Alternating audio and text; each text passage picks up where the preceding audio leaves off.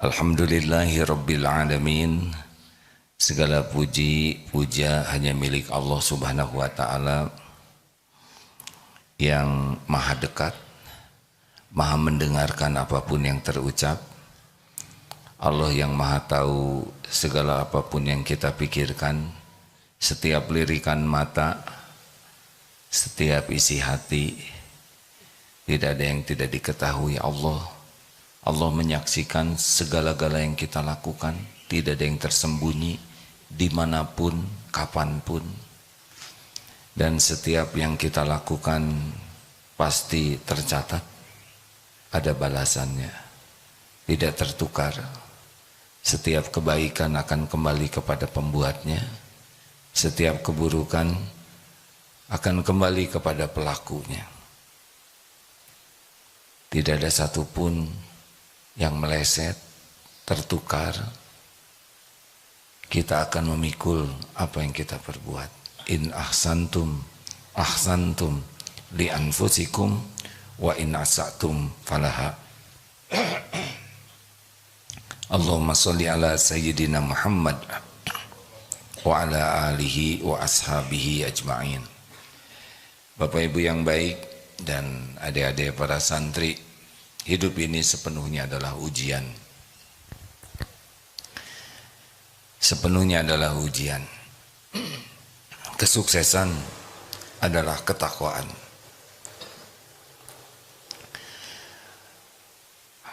Harta, gelar, pangkat, jabatan, kedudukan, popularitas sama sekali bukan tanda sukses. Kalau seseorang kaya bukan sukses. Orang punya gelar sepanjang apapun bukan sukses. Orang punya jabatan setinggi apapun bukan sukses. Sukses itu kalau pemberian Allah membuat kita semakin bertakwa kepada Allah. Diberi harta dan kekayaannya membuat dekat dengan Allah. Diberi jabatan dan jabatannya membuat semakin takwa. Diberi gelar, gelarnya membuat semakin takwa. Itulah orang yang berhasil dalam hidup ini. Karena orang yang sukses dalam pandangan Islam adalah inna akramakum indallahi atqakum. Yang paling mulia di antaramu di sisi Allah adalah yang paling bertakwa. Maaf. Apa itu bertakwa? Orang yang takwa adalah orang yang paling yakin kepada Allah dan berbuah kepatuhan kepada perintah Allah dan kesungguhan untuk meninggalkan apa yang Allah tidak suka. Jadi semakin yakin hatinya, semakin bersemangat melakukan apa saja yang Allah sukai, dan semakin bisa menghindarkan diri, menjauhi dari apa yang Allah tidak suka, itu semakin takwa. Salah satu ciri ketakwaan dalam hadis Imam Tirmizi, derajatnya hasan, tapi dalam penjelasan Al-Albani ini disebut hadis sahih. Min husni islamil mar'i tarkuhu ma la ya'ni. Di antara ciri kualitas keislaman seseorang meninggalkan hal-hal yang tidak ada manfaatnya. Jadi salah satu yang membuat seseorang itu mendekati ketakwaan di antaranya adalah kemampuan untuk meninggalkan, menjauhi hal-hal yang tidak ada manfaat atau yang sia-sia. Bapak Ibu yang baik, hidup ini sepenuhnya ujian. Ujian itu mudah atau susah, kata kuncinya adalah semakin takwa atau tidak.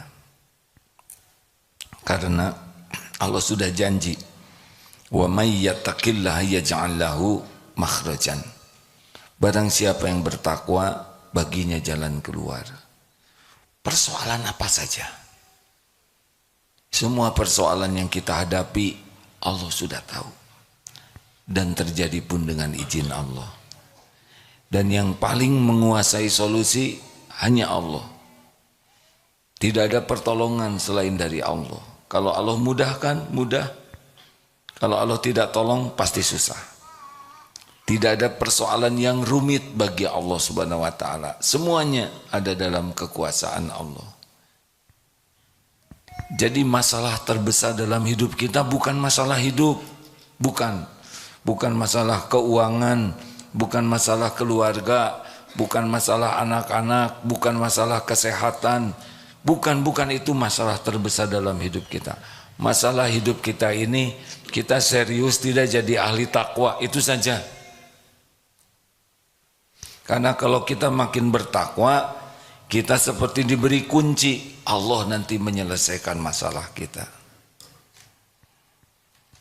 Jadi pikirannya harus kita robah, bahwa solusi itu bukan karena kepintaran, bukan karena pengalaman, bukan karena kekuatan, bukan karena kehebatan, bukan karena jaringan, bukan.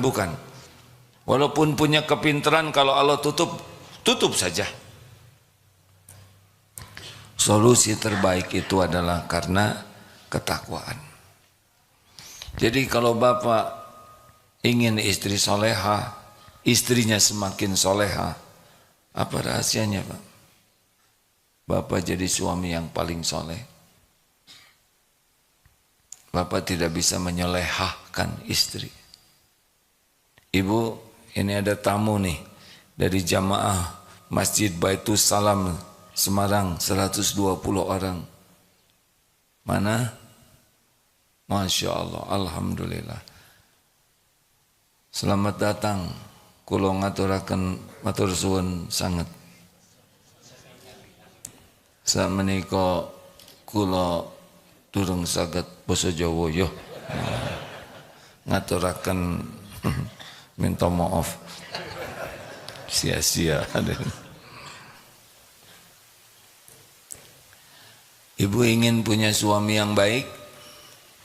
Bu, ibu ingin suami ibu jadi suami yang soleh? Ibu bisa menyolehkan suami tidak? Ibu bisa menyolehkan suami tidak? Gak bisa. Hanya Allah yang bisa menyolehkan suami ibu. Apa yang harus dilakukan agar suami ibu soleh? Jadi istri yang solehah, yang bertakwa. Itu solusinya. Kita ingin punya anak-anak yang soleh, soleha, bagaimana? Jadi orang tua yang bertakwa. Jadi bukan maksa anak-anak jadi soleh, tidak bisa. Kunci pertamanya, layakkah saya dititipi anak yang soleh? Hanya Allah yang bisa membulak-balik hati anak-anak, bukan kita.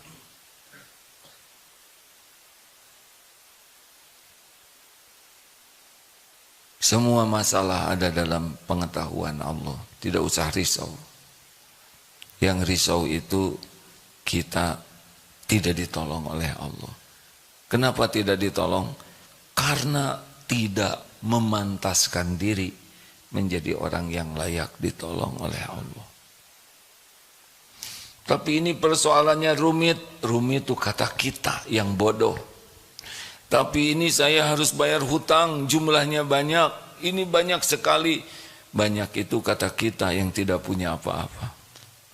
Allah pemilik langit dan bumi. Berapa utang Bapak? 10 triliun, 1000 triliun, gak ada apa-apanya. Penjahat juga banyak yang dikasih lebih dari itu. Maka selalu pikiran kita tuh, saya makin takwa atau tidak? Iman saya makin kuat atau tidak? Amal soleh saya makin berkualitas atau tidak? Ada yang dililit hutang. Saya itu sudah tahajud. Saya sudah 40 rakaat minimal sehari. Ya bagus. Tapi pertanyaannya yang Allah sukai itu bukan hanya mengerjakan sholat, tapi mendirikan sholat. Bapak sudah tahu belum bedanya mengerjakan dengan mendirikan? Kalau yang mengerjakan sholat, ya asal saja sholatnya. Ada yang mengerjakan sholat, tetapi Allah tidak menyukainya. Tadi waktu subuh dibaca, wawailul lil musallina alladzina hum an sholatihim sahun. Ini sholat ini penting sekali ini. Ketakwaan kita ini dari sholat kelihatannya, salah satunya.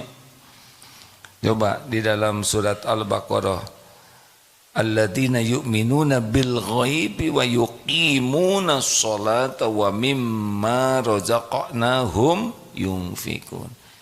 Sesudah yakin kepada yang gaib, itu ciri orang yang takwa.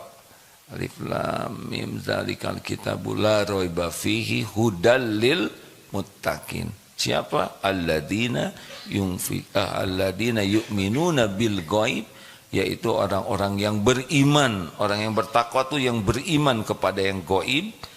Dan nah yang kedua apa? Mendirikan sholat. Yang seperti apa? Yang sholatnya lalai, yang Allah tidak suka walaupun kita sholat. Cirinya ada berapa? 6. Ini sudah sering disampaikan, tapi ini penting karena kita merasa sudah sholat. 1, cirinya berat. Kalau kita merasa malas dan berat melaksanakan sholat, ciri-ciri itu kita masih jauh dari ketakwaan dan sholatnya tidak mendatangkan pertolongan Allah. Wasta'inu bis-sabri was-shalah. Ada yang nanya, kenapa sabar dulu? Kenapa sabar dulu baru sholat? Wasta'inu bis-sabri was-shalah. Karena orang yang tidak sabar tidak bagus sholatnya. Bahkan banyak yang tidak sabar itu ya tidak sholat dia. Dan sholat khusyuk itu pasti karena sabar. Cirinya malas, berat. Tuh ciri pertama, periksa. Termasuk sholat rawatib. Biasanya berat, hanya maunya yang fardu saja.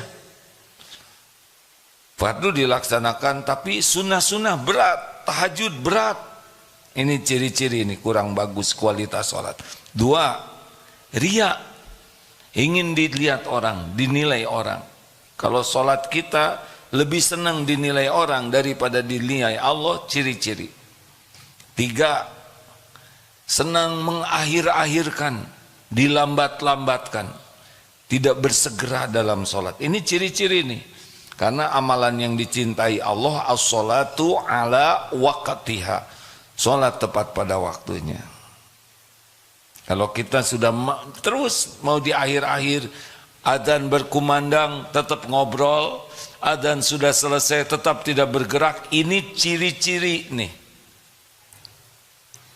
Ada saja alasan, masakan belum beres, ini belum nyuci, belum kering, ini rapat belum tuntas, ada saja, itu udah ciri tuh.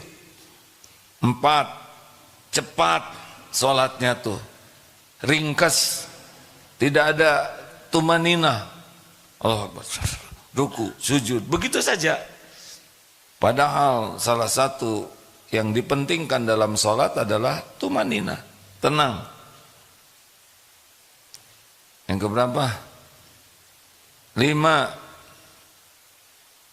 sedikit ingat Allahnya. Tadi sholat bagaimana? Dibaca ayat yang agak panjang, makin lengkap lamunannya. Ya. Ketika dibaca yang pendek, nah ini dia nih, benar imam nih. Makanya tadi kombinasi. Yang rakaat pertama panjang, karena khawatir pas rakaat kedua sudah cemas. Wah gawat nih, panjang lagi. Bukannya bahagia. Kenapa kita tidak menyukai, sebagian tidak begitu suka imam bacaannya panjang? Tahu kenapa? Karena tidak mengerti artinya. Kalau mengerti, nikmat saja. Mau imam baca sepanjang apapun, nikmat saja. Ini saya sudah 15 menit bicara. anteng saja begini ya. Karena apa? Karena mengerti. Berapa banyak di antara kita yang sholat dan tidak mengerti arti bacaan sholat? Benar? Bagaimana kita bisa khusyuk? Kita tidak mengerti apa yang kita baca. Kenapa kita tidak mengerti? Karena tidak mau belajar untuk mengerti. Kita puas apa adanya. Puas dengan sholat yang apa adanya. Dari dulu itu. Yang dipegang cuman pelajaran SD, sekarang umur 70 tahun. Jadi jelas, kenapa hidup ini ribet terus, Pak? Halo? Jelas tidak? Karena memang kita tidak melakukan apa yang Allah sukai. Kita sholat, tapi tidak mendirikan sholat. Yang Allah sukai itu mendirikan sholat. Wa aqimis sholat li dzikri, dan dirikanlah sholat untuk mengingatku, mengingat Allah. Lah kita sholat segala diingat selain Allah. Jadi kebalik-balik. Makanya salah satu ciri ketakwaan seseorang pasti bagus sholatnya. Dan yang keenam, ciri orang yang lalai dalam sholat adalah malas berjamaah. Ini bapak-bapak dari Semarang tiap hari pasti ahli masjid nih. Jangan cuma pikniknya aja. Giliran mau ayo ke Bandung, ke Darut Tauhid, daftar. Tapi hari-hari jarang ke masjid. Tidak bisa, Pak. Apalagi lelaki, dibakar tuh rumahnya. Rasulullah tuh sampai mau membakar rumah dalam tanda kutip ya, laki-laki yang tidak ke masjid. Laki-laki tidak ke masjid tidak usah disebut lelaki solehah ya. Tetapi ya tidak jantan lah. Nah hadirin sekalian, jadi kalau ada masalah itu yang kita pikirkan tuh bukan sibuk memikirkan solusinya saja, tapi memikirkan bagaimana Allah menolong kita. Itu yang benar. Bukan saya memecahkan masalah, tapi bagaimana saya ditolong Allah memecahkan masalah. Bagaimana saya bayar hutang, bukan bagaimana Allah melunasi hutang-hutang saya.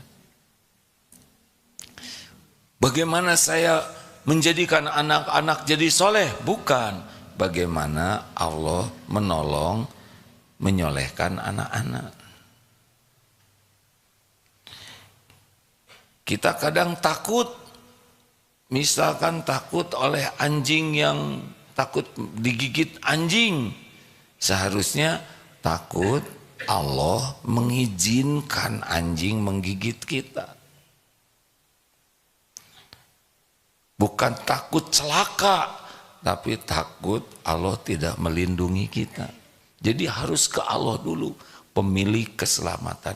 Ini Bapak dari Semarang ke sampai sini selamat, itu hanya Allah yang nyelamatin, Pak. Kita jarang menyadari bahwa selama ini kita bisa selamat itu pertolongan Allah.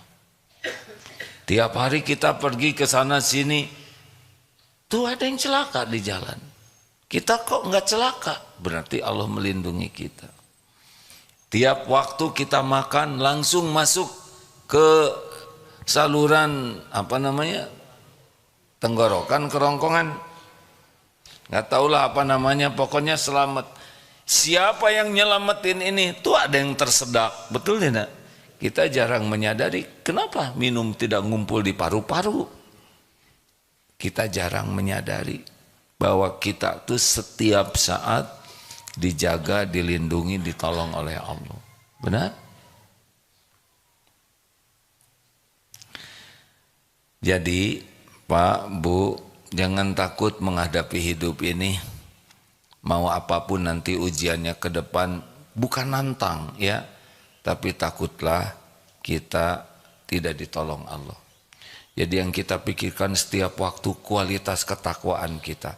Lihat masalah dalam keluarga, apa? Misalkan punya usaha, kenapa usaha begini? Solusinya ketakwaan. Kita benar-benar tidak yakin ke Allah. Kita udah benar-benar tidak mengamalkan apa yang Allah suka. Kita benar-benar tidak menjauhi apa yang Allah tidak suka. Nah, salah satunya yang Allah sukai itu adalah menjauhi hal yang tidak manfaat. Makin terpelihara dari hal-hal yang tidak manfaat, kita makin takwa tuh. Dari mana? Coba kita usut dari atas ya.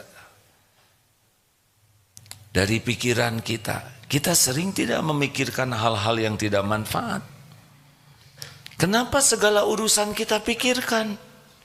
Sedangkan Allah yang harus kita tafakuri, tidak. Kenapa tetangga beli mobil kita pikirkan? Dari mana uang mukanya? Berapa kali cicilannya? Itu mobil bekas atau siapa? Mau apa? Kenapa kita harus menyelidiki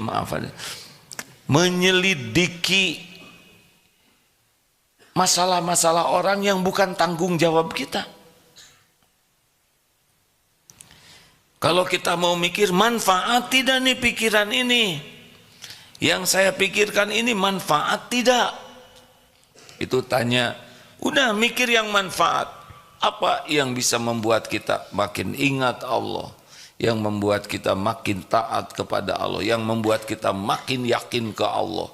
Ilmu, banyak pikirkan zikrullah, banyak pikirkan apa yang Allah sukai. Kalau nggak suka, udah.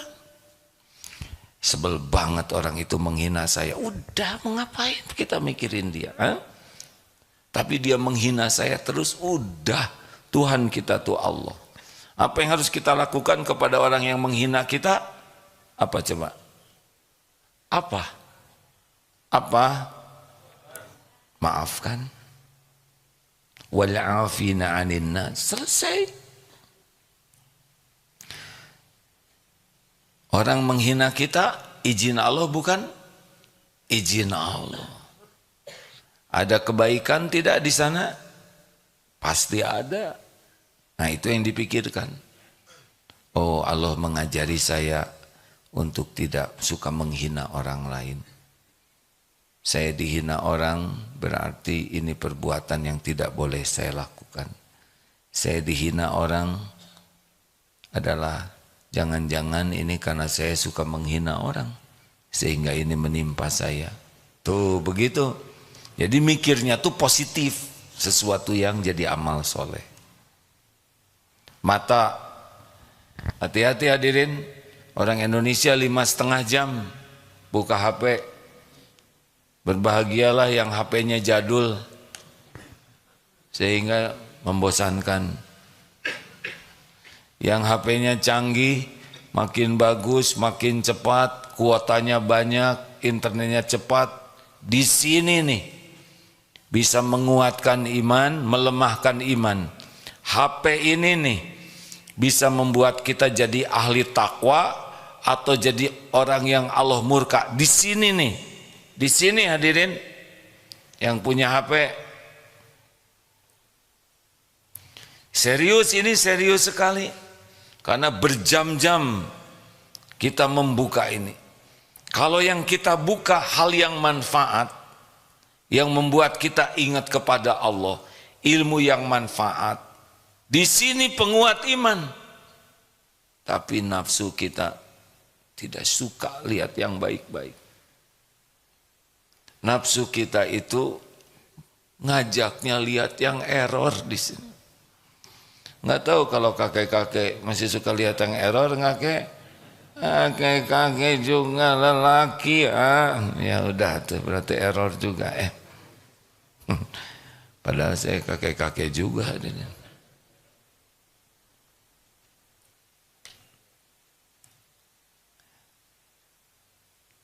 Mikir apa?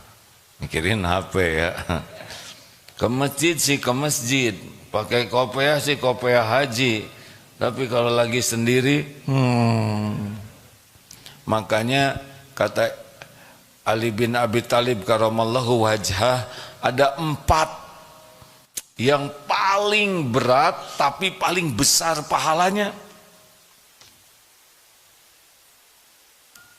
Salah satu di antaranya ifah, menjaga diri dalam kesendirian. Yang pertama adalah memaafkan ketika kita sedang marah dan mampu membalas tapi kita maafkan. Yang kedua, memberi, berinfak ketika kita sedang perlu uangnya. Kita lagi perlu, ada yang lebih perlu dan kita berikan, itu top.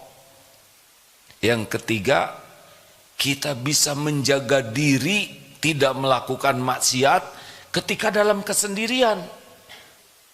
Di depan orang kita nggak mau buka-buka HP yang ngeres, ya kan? Si bapak ketawanya aku tahu aja kan. Gini Pak, kan ini maaf aja ya. Katanya orang yang suka buka-buka tayangan yang tidak bagus itu di sininya, di kukunya ada yang putih-putih Pak. Masa kukunya nggak ada yang putih, yang nggak langsung lihat begini. Nggak usah dilihat. Astagfirullah, saya dosa ini ya.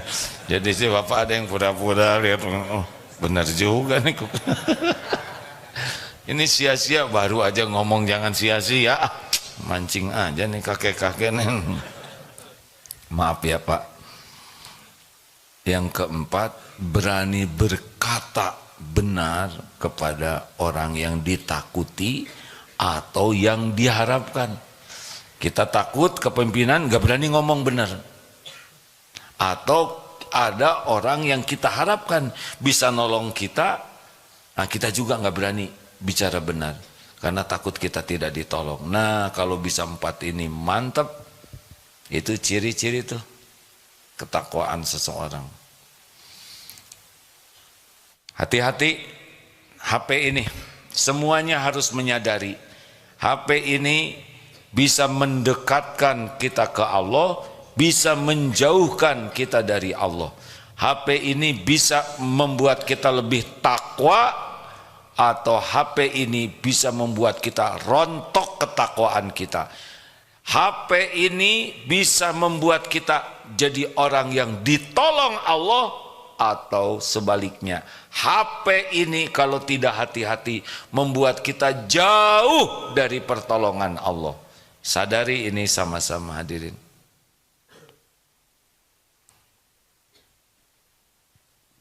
Kelihatannya semua serius ini. Kalau gitu mau saya jual, jual lah.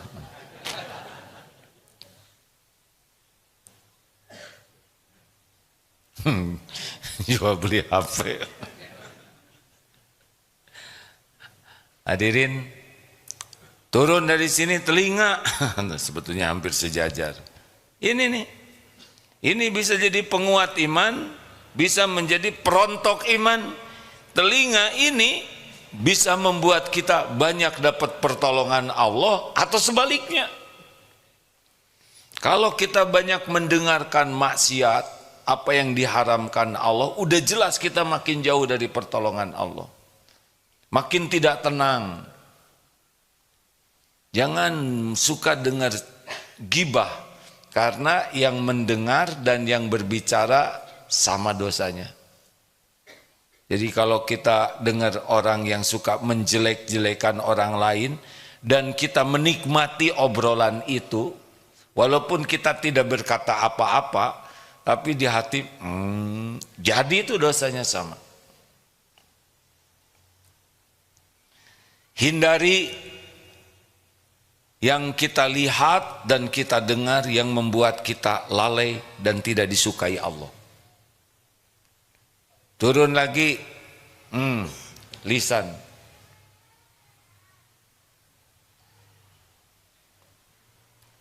Nggak apa-apa Bu, itu ada adik kita menangis. Nggak apa-apa, tenang ya. Pasti suatu saat berhenti tangisannya ya. Pasti, nggak mungkin nangis seumur hidup, betul tidak? Dan kita yang mendengar, ya nggak apa-apa. Anak dibawa ke masjid gak apa-apa. Ada hadisnya, Rasulullah SAW pernah mendengar ada bayi yang menangis dan beliau mempercepat sholatnya. Berarti terdengar. Khusyuk itu bukan tidak mendengar apa-apa.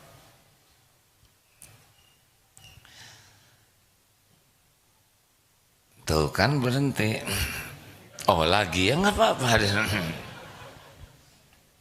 Kita juga pernah bayi, benar? Masih mending ini nangisnya di masjid, kita nangisnya di pasar. Lanjut. Nah mulai ke yang berbahaya, lebih bahaya. Ini lisan. Kalau orang sudah banyak bicara sia-sia, itu lebih dekat kepada bicara maksiat. Makin banyak bicara yang tidak disukai Allah, makin jauh dari pertolongan Allah. Itu kuncinya. Karena yang Allah sukai hanya dua. Falyakul khairan aw liyasmut. Berkata baik atau diam. Ini yang disukai Allah. Ini ciri ketakwaan. Ini yang mendatangkan pertolongan Allah. Bicara baik atau diam. Berarti kalau kita tidak bisa jaga kata-kata kita, banyak sia-sia, banyak perkataan yang tidak disukai Allah, artinya kita makin jauh dari Allah, makin jauh dari pertolongan Allah. Bapak Ibu banyak masalah, jaga lisan, itu salah satu gerbang agar kita ditolong oleh Allah. Bukan tidak boleh bicara, tapi bicaranya yang baik, niatnya baik, yang disampaikannya baik, manfaatnya juga baik. Kalau tidak, diam saja. Bagi yang senang ngobrol, siap-siap hidupnya banyak masalah.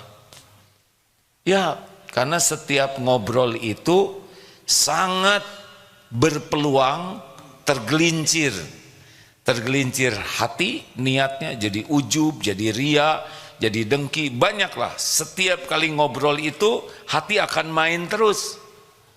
Lalu perkataannya bisa bohong, bisa ditambah-tambah, bisa menghina, bisa menyakiti orang, bisa gibah, bisa fitnah, bisa dusta. Selama bicara sangat berpeluang kita tergelincir hati, juga tergelincir kata-kata, dan itu artinya kita semakin menjauhkan dari pertolongan Allah.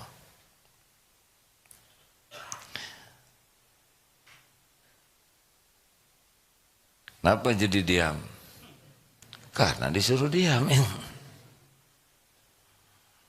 Sepi dong, kalau diam. Ya kalau mau bicara, bicara saja. Itu perintahnya juga, falyakul khairan, bicara dulu baru diam. Tapi syaratnya bicaranya baik.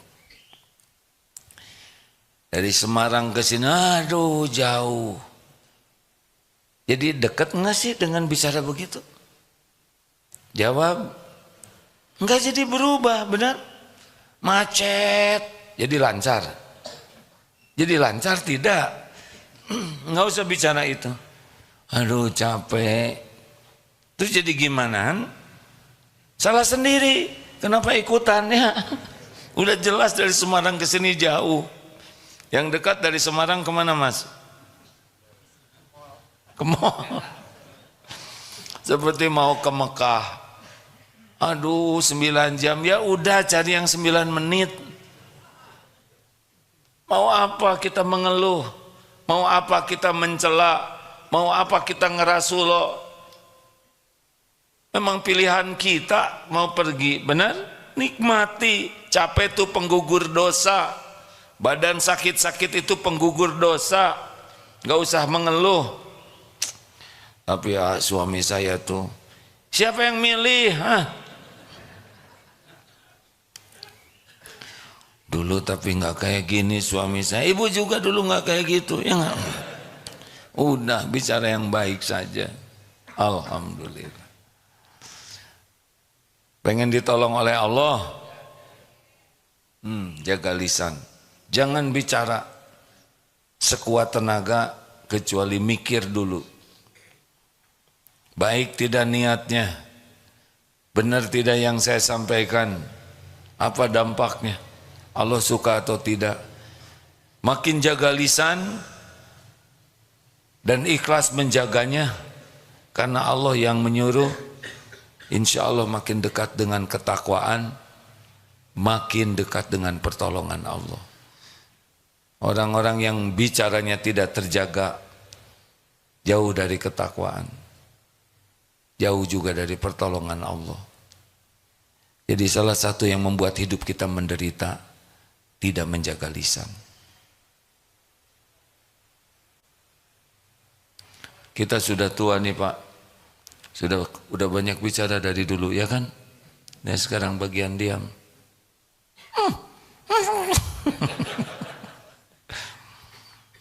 Nanti sepi begini hadirin, bicarakan tidak harus dengan kata-kata. Dengan perilaku kita juga sudah bicara banyak. Senyum yang tulus, menyimak dengan baik, sifat yang ramah, rendah hati, itu sudah banyak yang disampaikan.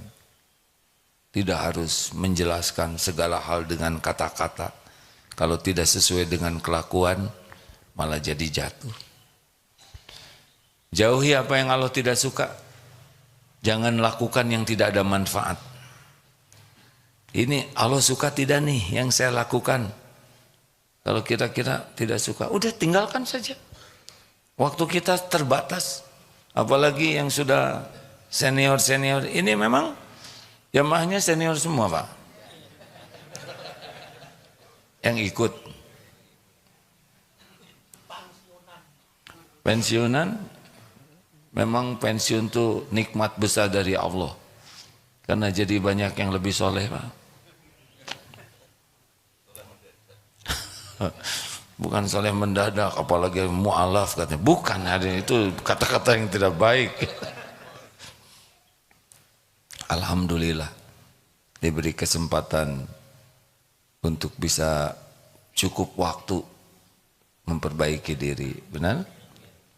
Makanya kalau menjelang pensiun harusnya bahagia. Karena kita tidak lagi terikat lebih banyak oleh aturan-aturan yang kadang menghambat waktu kita mendekat ke Allah. Dan yang paling berat itu kalau lagi kerja tuh kecenderungan munafiknya lebih besar. Acting terus. Duniawi saja. Seakan-akan mau dibawa kemana dunia ini.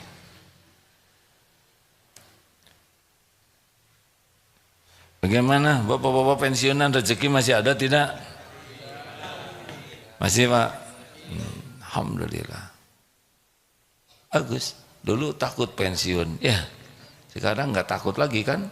Karena udah jadi pensiun. Banyak yang takut tua. Tenang aja kalau udah jadi terima ya Pak ya. Nikmati Pak. Kita ini rata-rata lahir tahun berapa? Ada yang 50-an. Berarti sebagian sudah bonus ya? Hah? Yang di atas 63 bonus tuh Pak. Harus benar-benar bersyukur.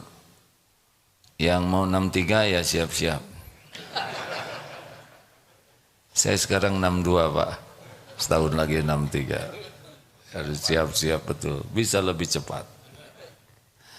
Takut jangan mati, jangan takut. Dunia ini mampir. Harusnya kita kangen kepada Allah tuh. Harusnya kematian tuh sesuatu yang kita rindukan. Bapak-bapak dan ibu-ibu dari Semarang ke sini, pasti suatu saat lebih senang pulang, gak mau lama-lama di sini ya enggak? Iya kan? Ayo pulang, senang tuh. Kayak haji aja, 40 hari itu. Kangen pengen pulang ke Indonesia. Karena di sana cuma mampir. Walaupun menyenangkan, Tapi banyak yang menunggu-nunggu waktu pulang. Bagusnya yang idealnya begitu, Pak. Kita kalau mau pulang tuh senang, bakal jumpa dengan pencipta kita yang maha baik, yang mengurus kita setiap waktu, yang menutupi aib-aib kita, yang menjaga kita siang dan malam, yang kasih sayangnya tidak pernah bisa ditandingi siapapun. Harusnya kita kangen, rindu kepada Allah, ya. Harusnya begitu. Tapi kalau lihat bekal, rasanya merasa belum cukup. Ini ada baiknya, Pak, kalau tahajud, salah satu waktu di tahajud digunakan begini, Pak. Kalau saya ke surga, nanti apa aja, surga tuh enak. Semua kenikmatan ada di sana. Kebahagiaan yang tidak ada tandingannya. Apa yang tidak dimiliki di dunia, kalau ke surga kita mendapatkan segala yang terbaik. Sudah begitu, bayangkan kita di surga gimana senangnya.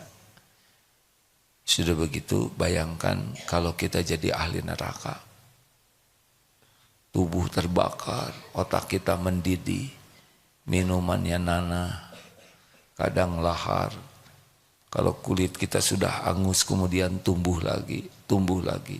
Menginjak bara api neraka saja, otak kita tuh mendidih, ya.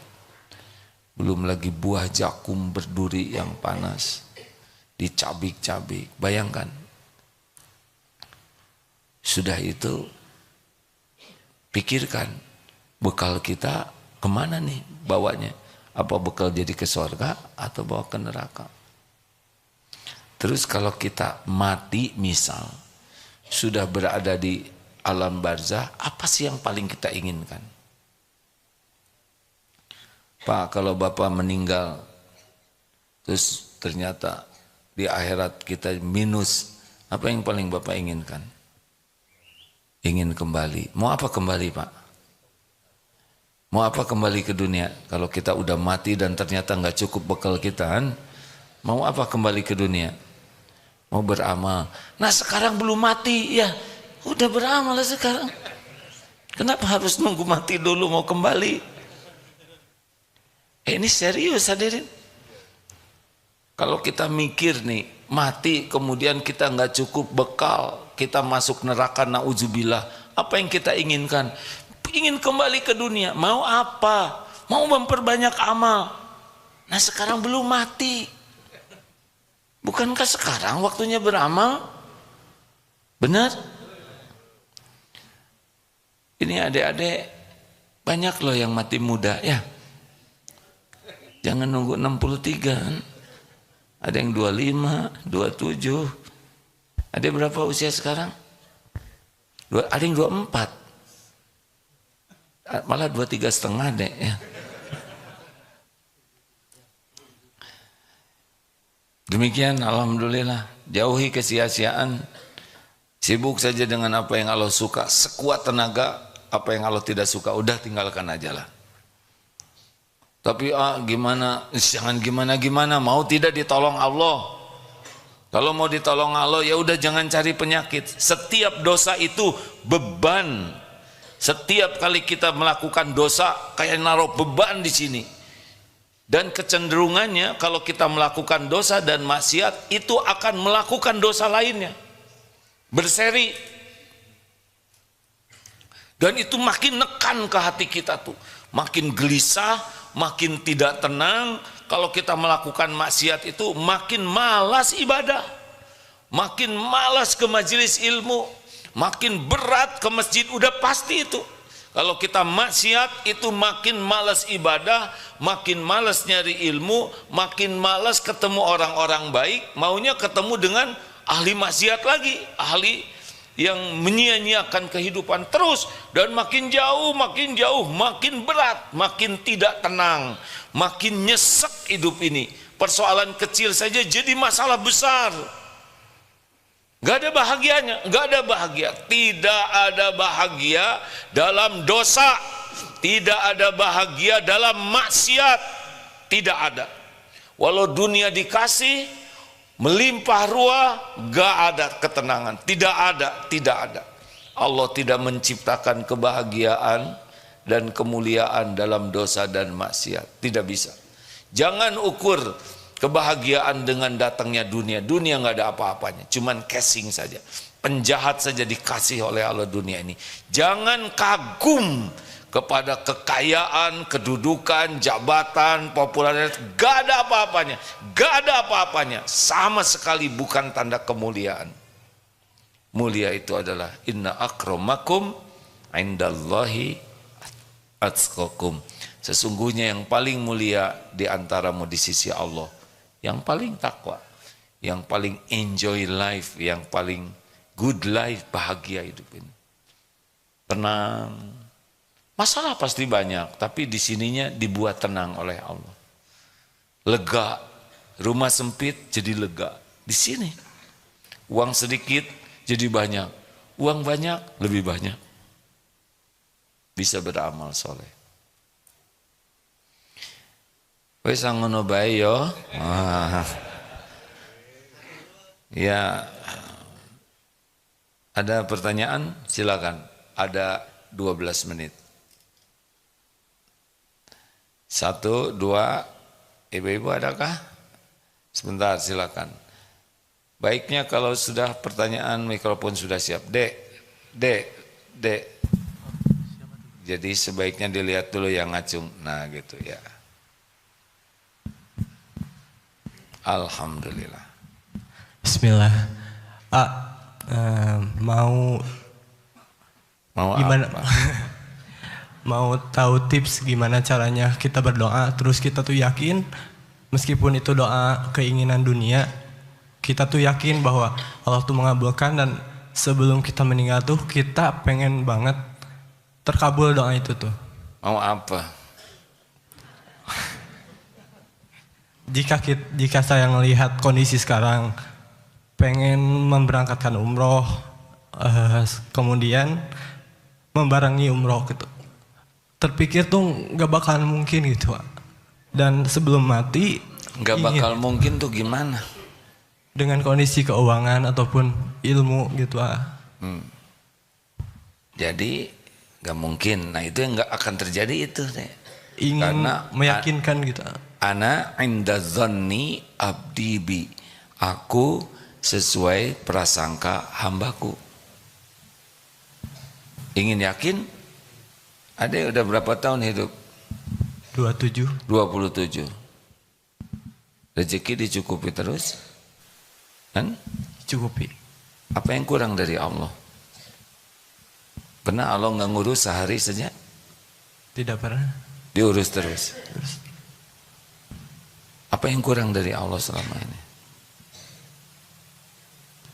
Ada yang kurang nggak dari Allah? Tidak ada. Tidak ada. 27 tahun hidup diurus oleh Allah. Masa masih curiga? Kalau yang tadi keinginan dunia itu gimana? Pengen apa dunianya? Umrohnya itu, Pak. Bukan pengen dunia itu. Kecuali umroh untuk diekspos, untuk jadi konten, ya, untuk mendatangkan iklan, itu dunia. Itu umroh itu ibadah. Kenapa menyebut dunia? Mintalah ke Allah. Semua yang umroh juga Allah yang undang. Dan sebagian besar yang umroh itu tidak, syariatnya tidak ngongkos sendiri deh. Saya jadi saksi. Satu bis misalkan 45 orang, paling yang bayar sendiri itu 10. Selebihnya nggak bayar sendiri. Syariat ya ini ya. Kalau hakikatnya semua diongkosin Allah. Paling yang bayar sendiri itu 10 deh. 35 tuh nggak bayar, nggak pakai uang sendiri. Ada yang dibayarin suaminya. Lah iya. Dibayarin orang tuanya. Dibayarin anaknya, dibayarin menantunya, dibayarin kantornya, ada yang dapat hadiah. Percayalah deh, sebagian besar itu syariatnya nggak ngongkos sendiri. Udahlah, nggak usah pikirin jumlah uang, pikirkan supaya diundang Allah, itu cukup.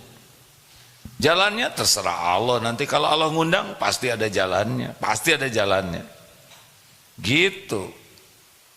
Jangan bersandar ke makhluk, jangan bersandar ke tabungan, jangan bersandar ke gaji, jangan bersandar juga ke orang. Kalau gitu mudah-mudahan yang ngongkosin, jangan. Jangan, minta ke Allah aja, biar Allah yang ngatur. Adik, berbakti ke orang tua, doa yang banyak, tahajud, jauhi maksiat. Udah kan tadi disampaikan ilmunya ya. Sholat ke masjid, datang sebelum adzan, cari saf yang paling utama. Apa aja yang Allah sukai, kerjakan. Apa yang Allah larang, tinggalkan. Doa, udah gitu, nggak rumit hidup ini deh. Semuanya milik Allah, tidak ada yang tidak mungkin bagi Allah. Kalau kita ingin yakin kepada janji jaminan Allah, lihat hidup kita ini. Selama ini kita diurus, dijamin oleh Allah, masa ragu? Mana Bapak sudah agak lama ya, 37 atau 73 Pak? 72, oh 27 kalau dibalikin lebih remaja lagi. 72 tahun diurus oleh Allah, gak mungkin curiga. Saya 62 tahun, Allah mengurus tiap saat. Bagaimana saya curiga? Kita ngaco aja diurus, apalagi bagus, benar? Model-model kita gini kan pantasnya kalau Allah hitung-hitungan gitu ya, dosa. Model kita kan pantasnya disambar petir Pak, jelebet, gosong, ditiup angin, habis. Apa coba kita ini? Sholat gak pernah khusyuk, gak ngerti. Mulut ngomong aja terus, kakek-kakek juga kita ini kan. Kalau ditimbang hancur kita ini Pak. Cuman kemurahan Allah aja, diberi umur supaya tobat. Begitu deh. Lanjut 2. Oh, jangan berkelahi Pak, tenang, kita sudah tua ya. Pak, Abah mau. Iya, saya masalah Masalah apa Pak? 2 tahun yang lalu jadi ini ulasan aja mungkin masalah corona itu, cara berpikir kita waktu itu. Jadi minta ulasan dari Iya, bagi orang beriman virus itu semuanya ciptaan Allah. Allah yang menciptakan. Apa sih pekerjaan virus corona itu? Ya pekerjaannya bertasbih saja. Terus yang kena sakit, yang gimana? Yang memang udah oleh Allah ditugaskan. Si virus sendiri nggak milih Pak. Dia ujuk-ujuk ada ya kan. Terus gimana kok banyak korbannya? Enggak, yang meninggal itu karena udah waktunya. Tidak ada virus yang bisa bikin mati orang. Kita itu mati penyebabnya waktunya habis di dunia ini. Nah, meninggalnya dicabut nyawa oleh malaikat, syariatnya lewat sakit. Kita nggak boleh mengkambing hitamkan virus, paling juga mengviruskan hitam. Gimana kambing hitam, virus hitam ya, kasihan kambing ya. Ada yang mengatakan kita tidak boleh takut kepada virus, kita hanya takut kepada Allah. Terus dia tidak mau menggunakan masker, dia tidak mau SOP. Ini sepengetahuan saya tidak benar juga. Karena emang dalam Islam, dalam usul fikih, menolak kemudaratan itu sederhananya ya, lebih diutamakan daripada yang mendatangkan kemanfaatan. Misal kita salaman, itu manfaat. Tapi pada waktu itu salaman bisa menjadi syariat penularan. Maka kita tidak bersalaman itu bukan tidak mau silaturahim, tapi kita mencegah penularan. Jadi pahalanya 2. Satu, niat salamannya dapat. Yang kedua, menjaga diri dari tidak menularkan, itu dapat pahala. Jadi semuanya berpahala. Gimana kalau kena COVID? Saya alumni Pak ya. 2 kali kena, ya udah nggak apa-apa. Saya dengan Syekh Ali Jabir selisihnya sehari itu. Beliau kena duluan, besoknya saya, kemudian beliau masuk rumah sakit, saya masuk rumah sakit, tapi Allah lebih rindu kepada beliau, bekalnya sudah banyak, pulang duluan. Saya diberi kesempatan taubat. Ya. Jadi tidak boleh berlama-lama. Gimana kalau kita tidak boleh? Benar, itu kata-kata bagus ya. Jangan takut ke virus, tapi takut ke Allah. Tapi apakah beliau akan mengatakan hal yang sama kalau ada singa? Jangan takut ke singa. Tetap lari. Kalau bicara begitu karena virusnya kecil-kecil. Coba virusnya sebesar kambing. Lagu saya, maaf dulu ya, maaf ya Pak ya. Silakan Bu, maaf. Tolong ibu-ibu. Waalaikumsalam warahmatullahi wabarakatuh. Sebentar Bu, dibantu dulu ya oleh timnya. Ya, terima kasih. Waktu kita agak terbatas. Assalamualaikum warahmatullahi wabarakatuh. Alhamdulillah ibu. Baterainya barusan dicas. Ya, barusan dicas ya. Nama saya Sulistianingsih dari Pedurungan Lor Pak. Jadi ini yang dipimpin Bapak Agus Siswanto ini tetangga saya Pak. Tapi saya tidak tahu sama sekali ini tadi. Masya Allah, berarti Alhamdulillah, nanti ibu ini santri masa keemasan Pak. Jadi sesudah ibu ini berarti semua yang hadir ini akan daftar jadi santri masa keemasan ya, gitu Pak. Maksudnya ya Bu. Saya tadi habis tahajud mendengar ada bis itu 3 langsung selesai tahajud Pak. Tapi saya terus turun ke bawah, saya terharu. Alhamdulillahirabbil alamin, saudara-saudara saya dari Semarang diperjalankan Allah. Iya. Ke Darut Tauhid. Alhamdulillah. Iya, saya juga jamaah Bapak Agus Siswanto di kajian Masjid Unimus dan juga di PRM. Masya Allah, tidak. Yang ingin saya tanyakan, saya alhamdulillah diperjalankan Allah mengikuti pesantren masa keemasan. Di sini alhamdulillah Pak, memang sangat-sangat diberi pelajaran yang luar biasa.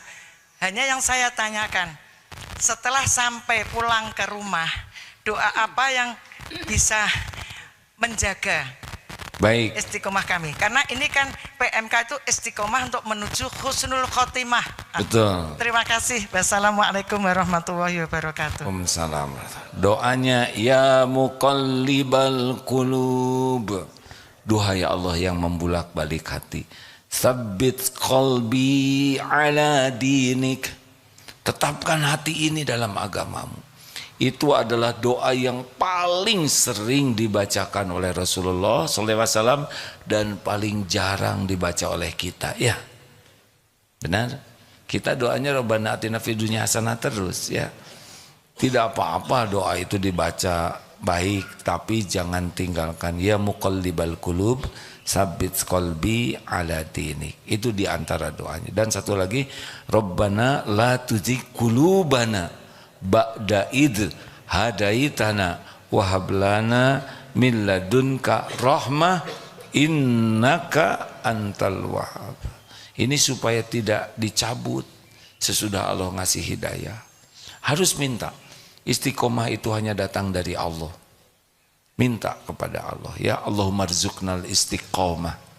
Ya Allah, rizkikan kepada kami